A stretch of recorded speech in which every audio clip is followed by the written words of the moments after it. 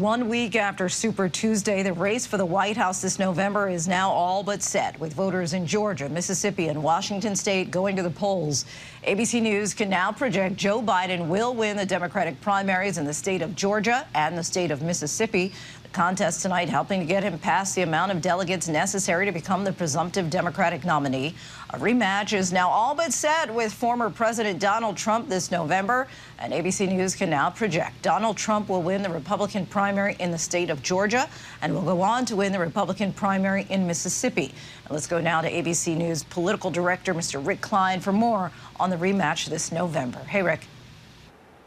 Yeah, Lindsay, Joe Biden making it official. Democratic voters really didn't have many options in this primary process, but he ended up clinching about as quickly as he could have. This whole process all started back in New Hampshire, where he made a strategic decision not to even appear on the ballot. It looked like that could backfire, but he mounted a write-in campaign, and at the time held down his opponents to relatively small share of the vote. That ended up being a fateful decision and kind of stopped the momentum for any potential challenger. We saw something interesting started to develop when Michigan voted. We saw a big push among people, including some people that were angry over his handling of the Israel-Hamas war, push to get an uncommitted delegates to the convention. And more than 100,000 votes in Michigan supported uncommitted. We saw even a higher number, a higher share in Minnesota a week later. Again, a little bit of a worrying sign for the president. We saw something similar in Colorado, where uncommitted got about 9% of the vote. We saw it happen in North Carolina, where more than 12% went for no preference. In Virginia,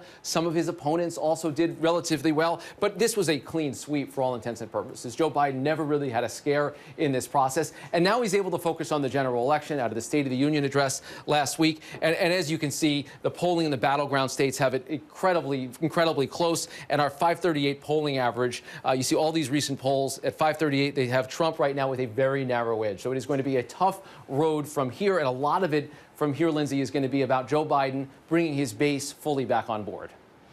All right, Rick, we'll see how he does with that. Thanks so much. Hi, everyone. George Stephanopoulos here. Thanks for checking out the ABC News YouTube channel. If you'd like to get more videos, show highlights, and watch live event coverage, click on the right over here to subscribe to our channel. And don't forget to download the ABC News app for breaking news alerts. Thanks for watching.